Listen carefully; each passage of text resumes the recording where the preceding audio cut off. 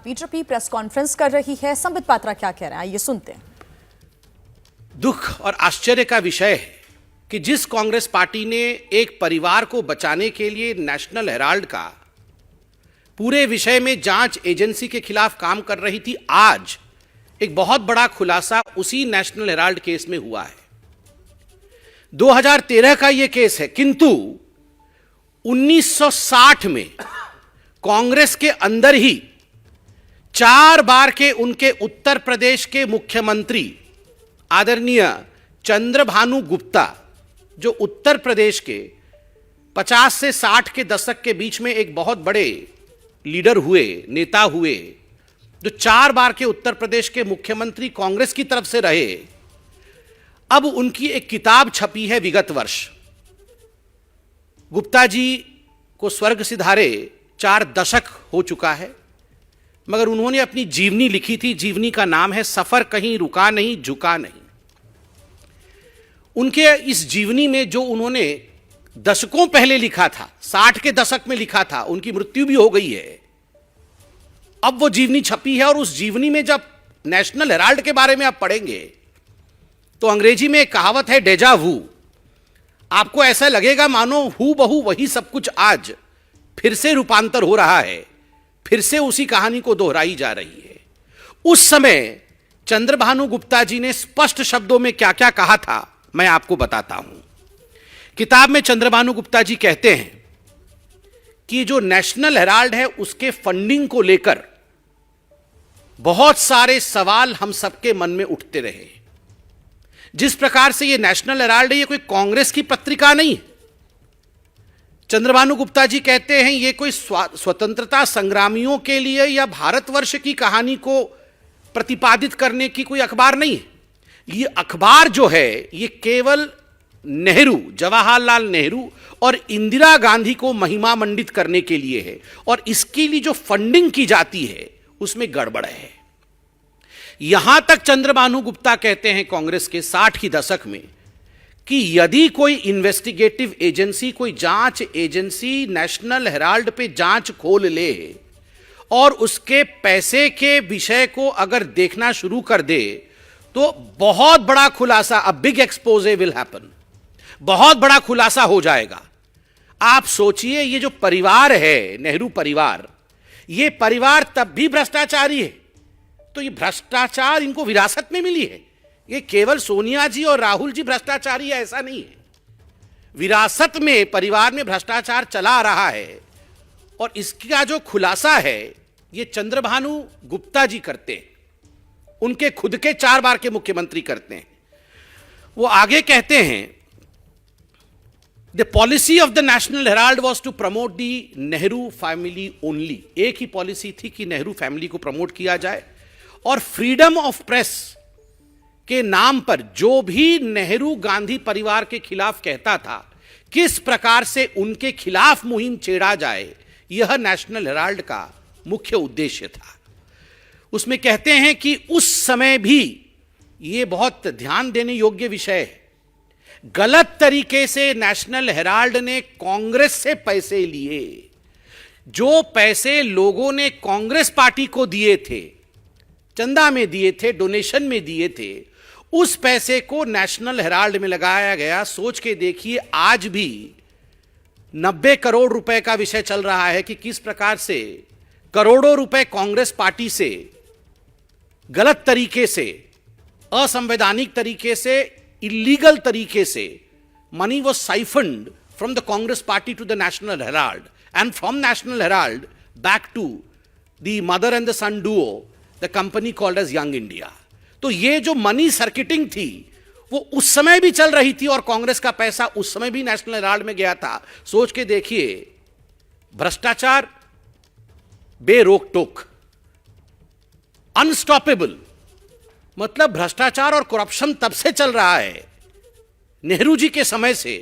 और आगे चंद्रभानु गुप्ता लिखते हैं कि नेहरू जी को इस पूरी कंपनी का डायरेक्टर बनना था, इसलिए किस प्रकार से उन्होंने कई बड़े नेताओं का नाम लिखा है, पुरुषोत्तम दास टंडन, शिव प्रकाश गुप्ता, आचार्य नरेंद्र देव और खुद चंद्रभानु गुप्ता, कि हमें फोर्सफुली अपने जो शेयर्स थे उन्हें बेचने पड़े, ताकि नेहरू जी के पास 100 शेयर आ जाएं और वो कैसे भी येन केन प्रकारेण डायरेक्टर बन जाए ताकि कंट्रोल उनके पास चला जाए। और अगर कोई इन्वेस्टिगेटिव एजेंसी नेशनल हेराल्ड को इन्वेस्टिगेट कर लेगी तो बहुत बड़ा खुलासा होने वाला है। ये 60 के दशक में चंद्रभानु जी ने कहा था, और मैं तो कहूंगा गुलाम नबी जी केवल अभी नहीं है, उस समय भी कांग्रेस के अंदर गुलाम नबी जी थे जिन्होंने सच्चाई को सामने रखा, सच्चाई को उजागर किया और जो कांग्रेस के अंदर की गड़बड़ियां हैं उन विषयों को जनता के बीच रखा। बंधुगण, हम लोगों को कोई बता रहा था अभी, आप में से किसी बंधु ने बताया कि कल शायद भारत तोड़ो आंदोलन शुरू कर रही है कांग्रेस पार्टी। भारत जोड़ो आंदोलन शुरू कर रही है कांग्रेस पार्टी। हाँ, कल भारत जोड़ो कुछ आंदोलन शुरू कर रही है कांग्रेस पार्टी को। इस प्रेस कॉन्फ्रेंस के बाद हमारी हिदायत है, भारत केवल वही जोड़ सकता है जो भ्रष्टाचार छोड़ सकता है। जो भ्रष्टाचार छोड़ नहीं सकता वो भारत जोड़ कैसे सकता है? ये भारत जोड़ो नहीं, ये गांधी परिवार बचाओ आंदोलन इनका आरंभ हो रहा है। मैं चाहता हूं कि आज इस प्रेस कॉन्फ्रेंस के बाद राहुल गांधी इस विषय पर अपनी टिप्पणी करे। आंदोलन से पहले वो इस विषय को बताएं कि वास्तविकता क्या है। दूसरा, मैंने कहा था कि स्वाभिमान का विषय भी महत्वपूर्ण है। कांग्रेस पार्टी को लेकर कई बार मन के अंदर बहुत विस्मय की स्थिति हो जाती है। आश्चर्य होता है कि कुछ विषयों पर कांग्रेस पार्टी टिप्पणी कैसे कर सकती है। आप देखिए, कल बहुत बड़ा दिन था।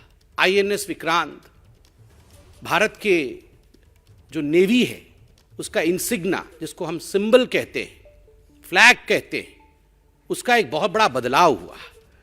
उसमें भी जिस प्रकार कांग्रेस पार्टी कह रही थी उस पर तो मैं जवाब दूंगा, मगर एक खुशखबरी पहले मैं आपको बताऊं। आप सभी जानते हैं आजादी का अमृत महोत्सव मनाया जा रहा है। 75 वर्ष पूर्ण हुए हैं भारतवर्ष को आजाद हुए। और ये सुंदरता देखिए, हम अंग्रेजों से आजाद हुए 75 वर्ष पहले, और कल के दिन ये खबर आई कि अंग्रेज साम्राज्य यूके को पछाड़ करके भारत वैश्विक आर्थिक जगत में, इकोनॉमिक वर्ल्ड में और इकोनॉमिक पोजीशन में भारत कल 5वें नंबर का देश बना, और यूके जो 5वें नंबर का देश था वो 6ठे पोजीशन में चला गया। UK has become the 6th biggest economic power, and India has taken over UK to become the 5th largest economic power of the world. और वह भी जब 75 वर्ष पूर्ण हो रहे हैं हमारे स्वतंत्रता के। This is something like a poetic justice. हम जिनके अंतर्गत थे आज हम उनसे बड़े हो गए हैं। हम जिनके अधीन थे आज आर्थिक रूप से उनसे बड़े हो गए हैं, उनसे आगे निकल गए हैं। मोदी है तो मुमकिन है। ये जो रिफॉर्मिस्ट और performance oriented governance Modi ji ने दिया है उसका नतीजा है कि आज हिंदुस्तान आगे निकला है। मगर कांग्रेस है कि उसका जो कॉलोनियल माइंडसेट है वो अभी तक जा नहीं रही है। आश्चर्य का विषय है, कल नेवी के फ्लैग में चेंज किया गया, बदलाव किया गया। मैं आपको दिखाना चाहूंगा। आप देखिए, 50 से 2001 के बीच यह थी इंडिया के नेवी की फ्लैग, जिसमें आप एक क्रॉस देख सकते हैं। ये क्रॉस जो है सेंट जॉर्ज का क्रॉस है, उनकी निशानी है जो ब्रिटिशर्स ने लगाया था। जब 2001 और 2004 के बीच में वाजपेयी जी की सरकार रही तो आदरणीय वाजपेयी जी की सरकार ने ब्रिटिश के इस निशानी को मिटाया था, हटा दिया था। उसके बाद पुनः सोनिया जी के आग्रह करने पर कि इस निशानी को, सेंट जॉर्ज की निशानी को, अंग्रेजों के इस निशानी को पुनः स्थापित की जाए, उसे मिटाई ना जाए, तो अंग्रेजों के उस निशानी को पुनः स्थापित किया गया।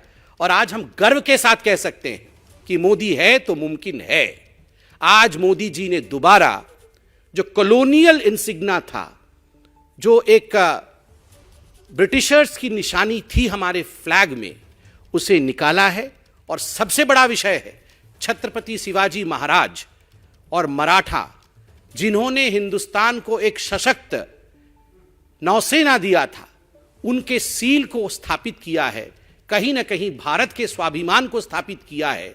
इसके लिए हम धन्यवाद करना चाहेंगे प्रत्येक हिंदुस्तानी का, कि प्रत्येक हिंदुस्तानी के दिल में आज एक गर्व का भाव है। और कांग्रेस पार्टी से मुझे तो कहने का मन नहीं कर रहा है, मगर कहना पड़ रहा है कि सोनिया जी, Rahul ji, you should explain as to why you brought back the British sign, as to why you brought back the colonial sign. And कल तो खुशी का दिन था, उस पर भी इस प्रकार से मातम करना मुझे लगता है ये उचित नहीं है। और बंधुओं, सबसे बड़ा विषय महिलाओं के सशक्तिकरण और महिलाओं के स्वाभिमान को लेकर जिस प्रकार राजस्थान के मुख्यमंत्री ने हमला किया है, उसकी भी भारतीय जनता पार्टी निंदा करती है। आप सब जानते हैं कि एनसीआरबी की डाटा अगस्त 29 को निकला था। एनसीआरबी की डाटा के मुताबिक दुखद विषय है कि कांग्रेस पार्टी द्वारा शासित राजस्थान आज जहां तक बलात्कार और रेप के मामले हैं उसमें सर्वाधिक आगे है। वो नंबर 1 पोजीशन में है इंडिया में। 6,340 रेप के केस 2021 में हुए हैं। जिस प्रकार का परफॉर्मेंस लॉ एंड ऑर्डर को लेकर राजस्थान का रहा है, जब अशोक गहलोत जी से इस पे सवाल पूछा गया तो मुझे तकलीफ हो रही है। अशोक गहलोत जी ने जिस प्रकार का जवाब दिया, दैट वाज क्वाइट इनसेंसिटिव। वो महिलाओं को लेकर असंवेदनशील था। अशोक गहलोत जी ने कहा कि कोई फॉरेनर या बाहर के लोग आके रेप नहीं करते हैं, ये तो घर वाले ही कर देते हैं। लड़की के जो अपने रिश्तेदार होते हैं, जानकार होते हैं, वो तो घर वाले ही ऐसा काम करते हैं। और 56% केस ऐसे हैं जो लड़कियां झूठ बोलती हैं, उनके रेप नहीं होते हैं, वो आके झूठे केस दर्ज करती हैं। और ऐसी लड़कियों के ऊपर कार्यवाही करूंगा मैं। विक्टिम्स जो हैं, जिनके साथ अन्याय हुआ, उनके साथ खड़े होने के बदले, उनके मनोबल को बढ़ाने के बदले अगर एक मुख्यमंत्री इस प्रकार का बयान देगा कि 56% लड़कियां झूठी है और उनको मैं दंडित करूंगा, तो क्या महिलाएं जाकर पुलिस स्टेशन में रिपोर्ट दर्ज करा पाएंगी? क्या महिलाएं सशक्त महसूस करेगी राजस्थान में? क्या महिलाएं निडर होकर, निर्भीक होकर अपने विषय को कानून के सामने प्रतिपादित कर पाएंगी? कदाचित नहीं। मुझे तो बड़ा कष्ट होता है कि इस प्रकार के बयान से अशोक गहलोत जी कहीं ना कहीं जो कांग्रेस की माइंडसेट है उसे दर्शाते हैं। और मैं निवेदन करूंगा आप सभी पत्रकारों से भी कि इस विषय को लेकर अशोक गहलोत जी से क्लैरिफिकेशन जरूर मांगा जाए, उनसे माफी जरूर मांगी जाए। बहुत बहुत धन्यवाद। जैसे ही घड़ी का काटा दोपहर 2:30 पे आए, बबीता जी का दिल सास बहू साजिश के लिए मचल जाए।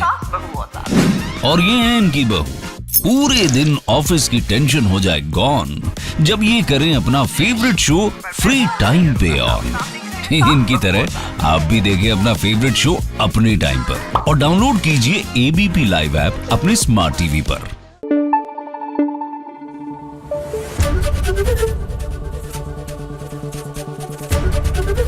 एबीपी न्यूज आपको रखे आगे।